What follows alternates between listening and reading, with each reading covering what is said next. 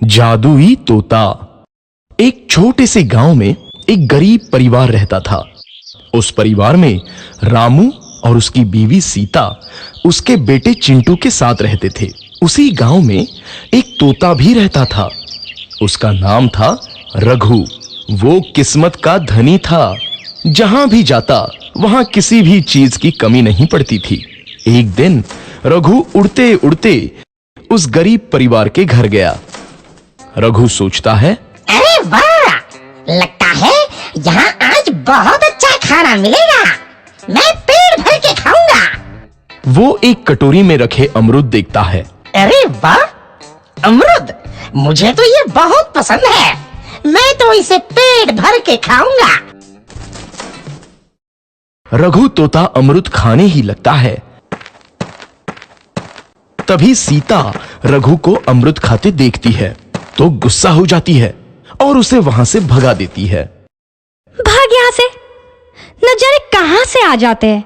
मैं तो परेशान हो गई हूं इनसे। सीता के भगाने के बाद रघु चुपचाप से एक कोने में रहता है। धीरे धीरे उस परिवार की बरकत होने लगती है। एक दिन रामू और सीता खाना खाते वक्त बातें करते हैं। आजकल हमारी बहुत तरक्की हो रही है, काम भी अच्छा चल रहा है। रामू कहता है। इस पर सीता कहती है, सच कहा, भगवान हमेशा ऐसे ही हम पर मेहरबान रहे। बेटा चिंटू भी कहता है, पिताजी, मुझे खिलौना लेके दो ना, मेरे सभी दोस्तों के पास है। रामू कहता है, ठीक है, जरूर लाऊंगा। सीता कहती है, कितने खुश है सब, मेरे परिवार को किसी की नजर ना लगे। एक तरफ ऐसी बातें होती हैं तो दूसरी तरफ रसोई में रघु तोता भी अमरूद खाते रहता है। मजा आया, अमरूद खाया, मजा आया, अमरूद खाया, मजा आया। तभी सीता रसोई में आती है और रघु तोते को अमरूद खाते देख बहुत गुस्सा होती है। सीता रघु को बाहर निकालने के लिए पिंजरे में अमरूद रखती है। रघु जब अमरूद खाने लगता है तो पिंजरे का दरवाजा बंद हो जाता है और वो उसमें फंस जाता है। मुझे बाहर निकालो, मैं यहाँ फंस गया हूँ, मुझे बचाओ। अगले दिन सीता पिंजरा उठाकर बाहर दूर उस रघु को छोड़ देती है। रघु के जाते ही उनके घर आई बरकत धीरे धीरे कम हो जाती है। उन्हें बहुत घाटा होता है। सीता कहती है, ये क्या हो रहा है, अचानक इतना कैसे बदल गया? अभी तक तो सब कुछ अच्छा चल रहा था। रामू कहता है, लगता है भगवान हम पर रूठ गए हैं। चिंटू भी कहता है, लगता है अब मुझे खिलौने भी नहीं मिलेंगे। और वो रोने लगता है और बाहर चला जाता है। कुछ दिन बाद रघु तोता फिर से उस घर में आता है। वापस आया, मैं वापस आया, अब मैं जमकर अमरूद खाऊंगा। रघु सीधा रसोई घर में चला जाता है और अमरूद खाने लगता है।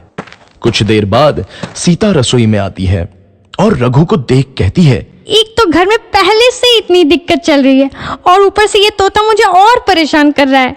सीता रघु को वहां से भगा देती है। रघु उड़कर किसी कोने में छुप जाता है। कुछ दिन बाद धीरे धीरे उस घर की बरकत वापस आने लगती है।